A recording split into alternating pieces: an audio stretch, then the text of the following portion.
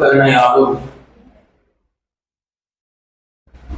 சுமார் 18 ஜுசுவை நாம் ஓதி நிறைவு செய்திருக்கின்றோம். இன்று சூரா நூரில் உள்ள மிச்ச பகுதியில் சூரா ஃபுர்கான் கடைசி ரக்காத்துகளை சூரா ஷுஆரா ஓதி முடிக்கப்பட்டிருக்கின்றது. இன்று ஓதப்பட்ட ஆயத்துகளில் இருந்து நம்மளுடைய சிந்தனைக்கு சூரா ஃபுர்கான்ல அல்லாஹ் தஆலா நரகவாசிகள் புலம்பக்கூடிய அந்த புலம்பலை பதிவு செய்யும் பொழுது 28வது ஆயத்துல இப்படி சொல்லுவாங்கன்னு அல்லாஹ் தஆலா சொல்றான். யாராவது ஒரு நல்ல நண்பன் எனக்கு கிடைச்சிருக்க வேணாமா? என்னுடைய தவறான நடவடிக்கைகளை சுட்டி காட்டி என்னை திருத்தி என்ன நல்ல ஆளாக ஆக்கி இருக்க கூடாதா? ஒரு நண்பன் கிடைச்சிருக்க கூடாதா அப்படின்னு நரகவாசிகள் புலம்புவாங்க. இதே உள்ள ஆயத்தை சூரா ஷுஆரா ஃபமாலனா மின் ஷாஃபிஈன் வலா ஸதீகின் ஹமீம், எங்களுக்கு இன்னைக்கு அல்லாஹ் கேள்வி கணக்கு கேட்கக்கூடிய இந்த நாள்ல எங்களுக்கு ரெக்கமெண்ட் பண்றவங்களும் யாரும் இல்லை, வலா ஸதீகின் ஹமீம், நல்ல நண்பர்களும் யாரும் இல்லை அப்படின்னு நரகவாசிகள் சொல்றத அல்லாஹ் தஆலா பதிவு செய்யறான். நல்ல நட்புக்கான இலக்கணம் என்ன அப்படிங்கிறத பத்தி தான் நாம இன்னைக்கு சிந்திக்க இருக்கோம். காதல் வழியில் கூட சிக்காதவங்க இருப்பாங்க, கமிட் ஆகாதவங்க கூட இருப்பாங்க. ஆனா ஃப்ரெண்ட் இல்லாம யாரும் இருக்க மாட்டாங்க. ஃப்ரெண்ட்ஷிப் இல்லாம இந்த உலகத்துல யாரும் இருக்க முடியாது. அவங்க வயசுக்கு தோதுவா சின்ன குழந்தையில இருந்து பெரியவங்க வரைக்கும் யாராவது ஒரு நண்பன் கூட எப்பவுமே இருந்துகிட்டே இருப்பான். குர்ஆனுடைய அடிப்படையில, ஹதீஸுடைய அடிப்படையில ஒரு நட்பு எப்படி இருக்கணும், அந்த நட்புக்கான இலக்கணம் என்ன அப்படின்னா, நாயகம் ஸல்லல்லாஹு அலைஹி வஸல்லம் அவங்க 4 விஷயங்களை சொல்றாங்க. நட்புனா இப்படித்தான் இருக்கணும் அப்படின்னு, ஃப்ரெண்டுனா இப்படித்தான் இருக்கணும். ஒண்ணு, அல்லாஹ்வை ஞாபகப்படுத்திக்கிட்டே இருக்கணும். நாயகம் ஸல்லல்லாஹு அலைஹி வஸல்லம் சொல்றாங்க, ஒரு நல்ல நண்பருக்கான அடையாளம் அப்படின்னா அவன் எப்பெல்லாம் தப்பு பண்றானோ அப்ப அல்லாஹ்வை ஞாபகப்படுத்திக்கிட்டே இருக்கணும், இஸ்லாத்தை ஞாபகப்படுத்திக்கிட்டே இருக்கணும். இது தப்பு, இது செய்யக்கூடாது. எப்பெல்லாம் அவன் நல்லது செய்யறானோ அப்பெல்லாம் அவன் ஊக்குவிச்சுக்கிட்டே இருக்கணும். இது கரெக்டு, இது அல்லாஹ் ரசூல் சொன்னதுதான், இது இஸ்லாம் வரவேற்கத்தான் செய்யுது அப்படின்னு அல்லாஹ்வை ஞாபகப்படுத்தி கொண்டே இருக்கணும் அப்படின்னு நாயகம் ஸல்லல்லாஹு அலைஹி வஸல்லம் நட்புக்கான இலக்கணமாக முதல் விஷயத்தை சொல்றாங்க. 2வது, அல்லாஹ்வுக்காக நாம ஒருத்தரை நேசிக்கணும். அல்லாஹ்வுக்கு வேற எந்த காரணமும் கிடையாது. அவன்கிட்ட இருக்கக்கூடிய காசு பணமோ அல்லது அவன்கிட்ட இருக்கக்கூடிய அதிகாரமோ அல்லது அவன் மூலமா ஏதாவது காரியம் ஆகணும் அப்படிங்கிற எந்த நோக்கமும் இல்லாம அல்லாஹ்வுக்காக ஒருத்தரை நேசிக்கணும். ஒருத்தர் நடந்து போயிட்டு இருந்தாரா, நடந்து போயிட்டு இருக்கும் பொழுது இடையில ஒரு பழத்தை அவரை நிப்பாட்டி கேட்டாங்க, எங்க போயிட்டு இருக்கீங்க அப்படின்னு. அந்த ஊர்ல உள்ள என் நண்பனை பார்க்க போயிட்டு இருக்கேன், என் சகோதரனை பார்க்கறதுக்காக போயிட்டு இருக்கேன். மனக்கு கேட்டாங்களா, என்ன நோக்கத்துக்காக போற, என்ன விஷயம், ஏதாவது காரியம் ஆகுமா அப்படின்னு. இல்ல, வேற எந்த நோக்கமும் இல்லை, அல்லாஹ்வுக்காக நான் அவரை பிரியப்படுறேன், அவரை நான் பார்க்கறதுக்காக போறேன் அப்படின்னு சொன்னோடனே அந்த வழக்கு சுழற்சி சொல்லுவாங்கன்னா, அல்லாஹ்வுக்காக நீ அவரை பிரியப்பட்டதுனால அல்லாஹ்வும் உன்னை பிரியப்படட்டும் அப்படின்னு மலக்கு துஆ செய்வாங்க. 3வது நபி ஸல்லல்லாஹு அலைஹி வஸல்லம் ஒரு கூடா நட்பு அல்லது நல்ல நட்புக்கான உதாரணத்தோடு சொல்லுவாங்க. நல்ல ஃப்ரெண்ட்ஷிப்புக்கான உதாரணம் என்னன்னா, கஸ்தூரி வியாபாரம் பண்றவர் மாதிரி. கஸ்தூரி வியாபாரம் பண்றாரு, அதாவது ஃப்ராக்ரன்ஸ் கடை வச்சிருக்காரு, அட்டல் கடை வச்சிருக்காரு. நல்ல நட்புக்கான உதாரணம். ஒண்ணு, நான் அந்த கடையில போய் ஏதாவது வாங்கலாம், அல்லது கொஞ்ச நேரம் நின்றாலே அதனுடைய ஸ்மெல் ஃபுல்லா நம்ம மேல படர ஆரம்பிச்சோம். ஒன்று கஸ்தூரி வாங்கலாம் அல்லது கஸ்தூரியுடைய நல்ல நறுமணமாக மேல் பட ஆரம்பிக்கும். இதுதான் நல்ல நட்புக்கான உதாரணம். கூடா நட்புக்கான உதாரணம் என்னன்னா, கொல்லப்பட்டல இருக்கிற மாதிரி நீ அங்க போய் உட்கார்ந்த அப்படின்னா அந்த கஞ்சு உன் மேல பட்டுச்சுன்னா ஒண்ணு உன் ட்ரெஸ்ஸை கருக்கிரும், ஓட்டையாக்கிரும், அல்லது கொஞ்ச நேரம் அங்க உட்கார்ந்ததுனால அந்த ஸ்மெல்லாவது உன் மேல இருக்கும் அப்படின்னு நபி ஸல்லல்லாஹு அலைஹி வஸல்லம் நட்புக்கான உவமையை மூணாவதா சொல்றாங்க. நாலாவது நபி ஸல்லல்லாஹு அலைஹி வஸல்லம் சொல்றது, உங்க தோழர்களிடத்தில் யார் சிறந்தவரோ, உங்க நண்பர்களிடத்துல உங்க நட்பு வட்டத்துல யார் நல்லவர்களா இருக்காரோ அவர்தான் அல்லாஹ்விடத்திலும் சிறந்தவர் அப்படின்னு நாயகம் ஸல்லல்லாஹு அலைஹி வஸல்லம் நட்புக்கான இலக்கணமாக 4 விஷயத்தை சொல்றாங்க. ஒண்ணு, அல்லாஹ் ஞாபகப்படுத்திக்கிட்டே இருக்கணும், நாம தப்பு செஞ்சா அதை சுட்டி காட்டிக்கிட்டே இருக்கணும். 2வது, அல்லாஹ்வுக்காக நாம ஒருத்தரை நேசிக்கணும், காரியாகுங்கிறதுக்காக வேண்டி அல்லது வேறு ஏதாவது சுயநலத்துக்காக வேண்டி ஒருத்தரோடு நட்பு பாராட்ட கூடாது. 3வது, நல்ல நட்பு அதுவே உன்னை நறுமணமிக்கவனாகவும் ஆக்கும், கூடா நட்பு உன்னை கெட்ட வாடை உள்ள மனிதனாகவும் ஆக்கிவிடும். 4வது, நண்பனில் சிறந்தவர்கள் தான் அல்லாஹ்விடத்திலும் சிறந்தவர்கள் என்றும் நபி ஸல்லல்லாஹு அலைஹி வஸல்லம் அவங்க சொல்லியிருக்காங்க. இன்னொரு விஷயத்துல சொல்லும்போது ரசூலுல்லாஹி ஸல்லல்லாஹு அலைஹி வஸல்லம் மிகச் சிறப்பா ஒரு செய்தி ஒன்று சொல்லுவாங்க. ஒருத்தனுடைய விஷயத்துல நல்லதை அல்லாஹ் நாடிட்டான் அப்படின்னா நல்ல ஃப்ரெண்ட்ஷிப்பை அவனுக்கு கொடுப்பான் அப்படின்னு ரசூலுல்லாஹி ஸல்லல்லாஹு அலைஹி வஸல்லம் ஒரு ஹதீஸ்ல சொல்லியிருக்காங்க. இது 2 விஷயத்துக்காக இதை சொல்லியிருக்காங்க. ஒண்ணு, ஒருத்தர் விஷயத்துல அல்லாஹ் தஆலா எல்லா கயிறை நாடிட்டான், அவருடைய வாழ்க்கை செழிப்பா இருக்க போகுது அப்படின்னு நியத்து பண்ணிட்டான் அப்படின்னா, ஒண்ணு அவருக்கு தீனுடைய ஞானத்தை அல்லாஹ் கொடுத்துருவான், தீனுடைய கல்வி ஞானத்தை அல்லாஹ் தஆலா கொடுத்துருவான். 2வது நபி ஸல்லல்லாஹு அலைஹி வஸல்லம் இதைத்தான் சொன்னாங்க, ஒருத்தர் விஷயத்துல அல்லாஹ் தஆலா நல்லது பண்ணணும், நல்ல வாழ்க்கை கொடுக்கணும், நல்ல லைஃப் ஸ்டைல் அவருக்கு அமைச்சு தரணும் அல்லாஹ் நாடிட்டான்னா நல்ல தோழமைகளை நல்ல ஃப்ரெண்ட்ஷிப் அல்லாஹ் கொடுத்துருவான் அப்படின்னு ரசூலுல்லாஹி ஸல்லல்லாஹு அலைஹி வஸல்லம் சொல்லியிருக்காங்க. இப்ராஹிம் அலைஹிஸ்ஸலாம் காலத்துல கடுமையான ஒரு பஞ்சம், ஊரில் உள்ள மக்களுக்கு எல்லாம் சாப்பிடுறது எல்லாம் இப்ராஹிம் அலைஹிஸ்ஸலாம் வீட்டு வாசலுக்கு போயிட்டாங்க.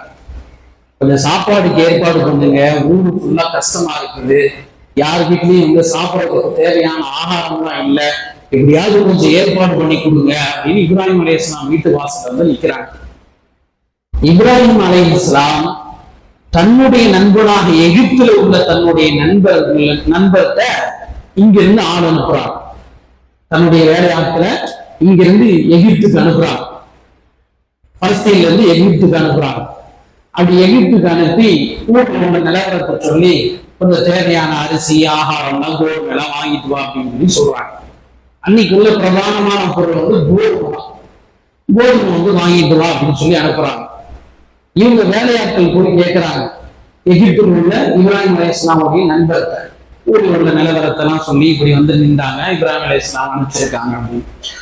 அவர் சொன்னாரு, என்கிட்ட இருக்கு, ஆனா இப்ராஹிமுக்கு வேணா நான் தர்றேன் அலைஹிஸ்ஸலாம், இப்ராஹிமுக்கு வேணா என்னுடைய நண்பனுக்கு வேணா நான் தர்றேன், ஊர் மக்களுக்கு எல்லாம் கொடுக்குற அளவுக்கு என்கிட்டலாம் எதுவும் இல்லை அப்படின்னு அவர் கை விரிச்சிடுறாரு. திரும்ப வெறும் கையோட வர்றாங்க வேலையாட்கள்லாம். வெறும் கையோட போனா என்ன செய்யறது, இப்ராஹிம் அலைஹிஸ்ஸலாம் வேற வருத்தப்படுவாங்களே, என்ன செய்யலாம்னு சொல்லிட்டு சரி வெயிட்டா இருக்கிற மாதிரி ஏதாவது காட்டிக்கும் அப்படின்னு சொல்லி உள்ளுக்குள்ளார மண் அள்ளி போட்டு கொண்டு வர்றாங்க. வெறும் கையில மண் அள்ளி போட்டு கொண்டு வர்றாங்க. கொண்டு வந்துட்டு வீட்டுல அப்படி வைக்கிறாங்க. வச்ச உடனே இப்ராஹிம் அலைஹிஸ்ஸலாம் வேகமா பிறந்து பார்க்கறாங்க, என்ன இருக்குன்னு பிறந்து பார்த்தா வெறும் மண் இருக்கு. என்ன வெறும் மண்ணு கொண்டு வந்திருக்கீங்க, இதுதான் நடந்துச்சு, உங்க நண்பருக்கு தான் சொன்னாரு. சரி வெறுமையே வீசிட்டு போவாங்க, மண்ணள்ளி போட்டு கொண்டு வந்திருக்கோம் அப்படின்னா. அப்ப உடனே இது சாராமாவுக்கு தெரியாது, அந்த பையில மண்ணுதான் இருக்குது, எகிப்து நண்பர்கள் ஒண்ணும் வரல அப்படின்னா சாராமா வீட்டுல உள்ள சாராமாவுக்கு தெரியாது. எல்லாம் படுத்துடுறாங்க. படுத்து முடிச்ச உடனே கொஞ்ச நேரத்துல பார்க்க அப்படின்னா குடிக்காம அப்படி சாப்பிடுற சப்பாத்தியுடைய ஸ்மெல் பயங்கரமா இருக்கு. வீடு ஃபுல்லா சப்பாத்தியுடைய ஸ்மெல் அடிக்குது. இப்ராஹிம் அலைஹிஸ்ஸலாம் முடிச்சு பாக்குறாங்க, எப்படி நீ சப்பாத்தி சுட்டு இருக்க, எங்கிருந்து வந்துச்சு உனக்கு இந்த ஆகாரம் தான், எதை வச்சு நீ சப்பாத்தி சொல்ற? உங்க பையில நீங்க கொண்டுட்டு வந்தாலும் உங்க நண்பர் கொடுத்தாங்கல்ல, அதுல இருந்து தான் நான் சப்பாத்தி சொல்லிட்டு இருக்கேன், அதுல மண்ணு இருந்துச்சு அப்படின்னு சொல்லி இப்ராஹிம் அலைஹிஸ்ஸலாம் மனசுக்குள்ளார நினைக்கிறாங்க. மண்ணுலதான் இருந்துச்சு அப்படின்னோடனே அப்ப இப்ராஹிம் அலைஹிஸ்ஸலாம் புரிஞ்சிச்சு. அப்ப சாதாரண கேட்கிறாங்க, அப்ப யார் கொடுத்து விட்டது அந்த பை? உங்க நண்பர், எகிப்தில் உள்ள நண்பர் தான் கொடுத்து விட்டாரு அப்படின்னு சொன்ன மூலம்தான் இப்ராஹிம் அலைஹிஸ்ஸலாம் சொன்னாங்க, எகிப்தில் உள்ள நண்பர் கொடுக்கல, என்னுடைய நண்பனான ரப்புல் ஆலமீன் எனக்கு இந்த தேவையான ஆகாரத்தை கோதுமை அல்லாஹ் தஆலா கொடுத்தான் அப்படின்னு சொல்லி தன்னுடைய நண்பர் அல்லாஹ் அப்படிங்கிறத அப்பதான் இப்ராஹிம் அலைஹிஸ்ஸலாம் சுட்டி காட்டுறாங்க. நண்பன் அப்படிங்கிற வார்த்தைக்கு அரபியில ஏகப்பட்ட சொற்றொடர்.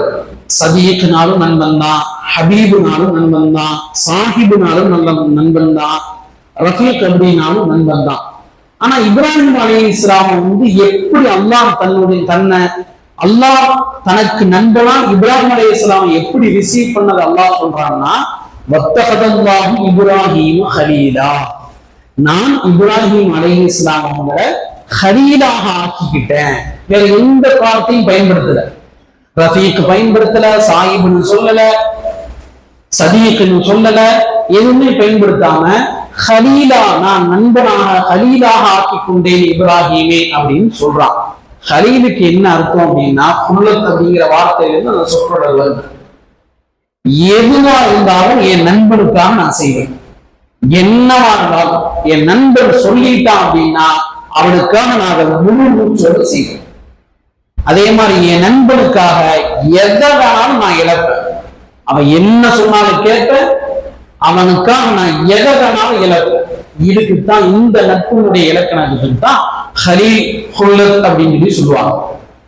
இப்ராஹிம் அலைஹிஸ்ஸலாம் தன்னுடைய நண்பனான அல்லாஹ்வுக்காக வேண்டி அப்படித்தான் இருந்தாங்க. அல்லாஹ் சொல்லிட்டான் அப்படின்னா சொல்லிட்டான், அங்க ஆதாரமே இல்லை. பச்சை குழந்தை ஹாஜர் அம்மாவையும் இஸ்மாயில் அலைஹிஸ்ஸலாமையும் கொண்டு போய் மக்கால விட்டாங்க. ஆதாரம் கிடையாது, பேச்சு துணைக்கு கிடையாது, யாருமே கிடையாது. பலஸ்தீன்ல இருந்து மக்கா வரைக்கும் வர்ற வரைக்கும் 2 பேரும் பேசிக்கவே இல்லை. இறக்கி விடும் போதுதான் ஹாஜராமா கேட்கிறாங்க, யாருமே இல்லாத இந்த வனாந்தரத்துல எதுக்காக இப்படி விட்டுட்டு போனீங்கன்னு கேட்கும்போது அல்லாஹ் கிடைச்சோம்னா விட்டுட்டு போறேன். தவம் கிடந்து பெற்றெடுத்த குழந்தை இஸ்மாயில் அலைஹிஸ்ஸலாம அல்லாஹ்வுக்கான அறுக்க சொன்னா அப்படின்னு அவங்களுக்கு உறுதியா தெரிஞ்ச உடனே அறுக்கிறதுக்கு துணிஞ்சுட்டாங்க. இஸ்மாயில் அலைஹிஸ்ஸலாமும் ஒத்துக்கிட்டாங்க, நான் சாபிரின் பொறுமையாளர்கள் ஒரு ஆளா நான் இருக்கிறேன், கவலைப்படாதீங்க, உங்களுடைய முயற்சிக்கு நான் கண்டிப்பா முழு மூச்சா ஒத்துழைக்கிறேன் அப்படின்னு இஸ்மாயில் அலைஹிஸ்ஸலாம் சொன்னாங்க. இப்படி தன்னுடைய நண்பனுக்காக எதையும் செய்ய தயார் நண்பன் சொல்லிவிட்டால், தன்னுடைய நண்பனுக்காக எதையும் இழக்க தயார், அதுக்கு பேர் தான் ஹலீல் அப்படிமா. இப்ப இப்ராஹிம் அலைஹிஸ்ஸலாமுக்கும் அல்லாஹ்வுக்கும் என்ன ஒரு பாண்டிங் இருந்துச்சோ அதே பாண்டிங் தான் இந்த பக்கம் நாயகம் ஸல்லல்லாஹு அலைஹி வஸல்லம் அவங்களுக்கும் அபூபக்கர் சித்திக் ரலியல்லாஹு அன்ஹு அவங்களுக்கும் இருந்துச்சு. பெருமானார் ஸல்லல்லாஹு அலைஹி வஸல்லம் தனக்கு ஹலீலாக அபூபக்கர் சித்திக் ரலியல்லாஹு அன்ஹு அவங்களை தான் அறிவிக்கணும்னு நினைச்சாங்க. இருந்தாலும் நபிமார்களுக்கு ஒரு உசூல் இருக்குது, ஒரு அடிப்படை இருக்குது, ஒரு ரூல்ஸ் அண்ட் ரெகுலேஷன் இருக்குது. நபிமார்கள் அல்லாஹை மட்டும்தான் ஹலீலாக எடுக்க வேண்டும். ஒருவேளை நபியமார்கள் அல்லாஹை தாண்டி மனிதர்களை ஹலீலாக எடுப்பதாக இருந்தால் நான் சித்திக் நாயகத்தை தான் நான் ஹலீலாக எடுத்திருப்பேன் அப்படின்னாங்க ரசூலுல்லாஹி ஸல்லல்லாஹு அலைஹி வஸல்லம். அதனாலதான் நாயகம் ஸல்லல்லாஹு அலைஹி வஸல்லம் மதீனாவில் உள்ள எல்லா வாசல்களையும் நீங்க தாராளமாக அடைக்கலாம். வழமையா அபூபக்கர் சித்திக் ரலியல்லாஹு அன்ஹு அவங்க போற வாசலை நீங்க கியாமத் நாள் வரைக்கும் அடைக்கவே கூடாது அப்படின்னாங்க. அது என்னைக்கும் அபூபக்கர் எனக்கு செய்த சேவைக்காக வேண்டி, என்னுடைய இன்னொரு நட்பு பாராட்டியதற்காக வேண்டி திறந்தே இருக்கும்னாங்க. இன்னைக்கும் அதை அமல்படுத்திக்கிட்டு தான் இருக்காங்க. இன்னைக்கு மதீனாவில் உள்ள கூட்ட குறைவா இருந்துச்சுன்னா எல்லா டோரையும் அடைப்பாங்க, அல்லது மெயின்டெனன்ஸுக்காக எல்லா டோரையும் அடைப்பாங்க. ஆனா அபூபக்கர் சித்திக் ரலியல்லாஹு பாபு சலாமுக்கு பக்கத்து வாசல், பாபு சலாமுக்கு நம்ம சலாம் சொல்ல வர்றோமா இல்லையா, நாயகம் ஸல்லல்லாஹு அலைஹி வஸல்லமுக்கு அதுக்கு பக்கத்துல உள்ள வாசல் தான் அபூபக்கர் சித்திக் ரலியல்லாஹு வாசல். அந்த வாசலை அடைக்கவே மாட்டாங்க. மெயின்டெனன்ஸ் அப்போ கூட ஒரு தடுப்பு வச்சு மறைச்சிட்டு எல்லா வேலையும் முடிச்ச உடனே அந்த தடுப்பு எடுத்துருவாங்களே ஒழிய அந்த டோர் முழுமையா க்ளோஸ் பண்ணவே மாட்டாங்க. இப்ராஹிம் அலைஹிஸ்ஸலாமுக்கும் அல்லாஹ்வுக்கும் எப்படி என்ன ஒரு பாண்டிங் இருந்துச்சோ அதே பாண்டிங் தான் இந்த பக்கம் நாயகம் ஸல்லல்லாஹு அலைஹி வஸல்லம் அவங்களுக்கும் சித்திக் நாயகத்துக்கும் இருந்துச்சு. நபி ஸல்லல்லாஹு அலைஹி வஸல்லம் அடுத்து சொன்னாங்க, எனக்கு பயணத்தோழர்னு ஒருத்தர் இருக்கார், அவர் தான் உஸ்மான் ரலியல்லாஹு அன்ஹு அப்படின்னு சொல்லிட்டு உஸ்மான் ரலியல்லாஹு அன்ஹு அவங்களுடைய கனவுல சொன்னாங்க, நாளைக்கு நீங்க நோன்பு வைப்பீங்க, நோன்பு திறக்கிறதுக்கு நீங்க என்கிட்ட தான் வரணும் அப்படின்னு கனவுல சொல்றாங்க. அதே மாதிரி மறுநாள் நோன்பு வச்சிருக்கும் பொழுதுதான் உஸ்மான் ரலியல்லாஹு அன்ஹு அவங்களுடைய ரூஹ் இஃப்தாருக்கு முன்னாடியே பிரிந்திருந்து தன்னுடைய பயணத்தோழரான நாயகம் ஸல்லல்லாஹு அலைஹி வஸல்லம் அவங்களோட போய் உஸ்மான் ரலியல்லாஹு அன்ஹு நோன்பு திறந்தாங்க அப்படிங்கிறது தான் வரலாறுமா பதிவு செய்யப்படுது. மாமூன் பாதுஷா அவங்க நட்புக்கு ஒரு 3 வகையான நட்பு அப்படின்னு சொல்லுவாங்க. நட்புனா இந்த மாதிரி 3 வகையா தான் இருக்கும். ஒண்ணு, சாப்பாடு மாதிரி, சாப்பாடு இல்லாம இருக்கவே முடியாது, இது முதல் வகை நட்பு. 2வது, நாம சாப்பாடு டேப்லெட் மாதிரி, மருந்து மாத்திரை மாதிரி, தேவைக்கு யூஸ் பண்ணிக்கணும், தேவையில்லாதப்ப அமைதியா இருந்தார்கள். 2வது வகை நட்பு மருந்து மாதிரி. 3வது வகை நட்பு அது நோய் வரவே கூடாது, அந்த நட்பு நம்ம பாராட்டவே கூடாது, அப்படிப்பட்ட ஒரு ஃப்ரெண்ட்ஷிப் வச்சுக்கவே கூடாது. நம்மளுடைய வளர்ச்சியை பார்த்து அல்லது நம்மளுடைய ஏதாவது ஒரு நல்ல விஷயங்களை பார்த்து பொறாமப்படுற மாதிரி அல்லது நமக்கு எப்பவுமே ஒரு கெட்டதை மட்டுமே, கெட்ட சவகாசத்தை மட்டுமே சொல்லிக்கிட்டு இருக்க ஒரு ஃப்ரெண்ட்ஷிப்பை வச்சுக்கவே கூடாது. நோயை எப்படி நம்ம கூட வச்சுக்கவே மாட்டோமோ அதே மாதிரி அந்த மாதிரி நட்பை கூட வச்சுக்கவே கூடாது அப்படின்னு மாமூன் பாதுஷா ஒருத்தவரை இந்த மாதிரி ஒரு விஷயத்தை தன்னுடைய வரலாறுல பதிவு செய்யறாங்க. அல்லாஹ் தஆலா அதைத்தான் சொல்றான், இன்னைக்கு நல்ல நட்பு கிடைக்காம கவலைப்படாம கெட்ட நட்பை வச்சுக்கிட்டு என்ன வேணாலும் செய்யலாம் அப்படின்னு நீங்க ஆட்டம் போடுவீங்க, ஆனா நாளைக்கு அங்க போய் நீங்க வருத்தப்படுவீங்க. ஒரு நல்ல நண்பன் எனக்கு இருந்திருக்கலாமே, என்னுடைய தவறை எல்லாம் சுட்டி காட்டி இருக்கலாமே, நல்ல நண்பன் கிடைக்காம நான் இவ்வளவு தூரம் கேவலப்பட்டு இப்ப நிக்கிறேனே அப்படின்னு நரகவாசிகள் கவலைப்படுவாங்கன்னு அல்லாஹ் தஆலா இந்த ஆயத்துகள்ல பதிவு செய்யறான். அல்லாஹ் ரப்பல் ஆலமீன் அவன் சொல்லிய பிரகாரம் நல்ல நட்புகளை நமக்கு அல்லாஹ் தந்து நம்முடைய தவறுகளை சுட்டிக்காட்டி நாம் பண்ணுகின்ற நல்ல காரியங்களை ஊக்குவிக்கின்ற நட்புகளை அல்லாஹ் தஆலா நம் அனைவருக்கும் தந்தர முடிவானாக.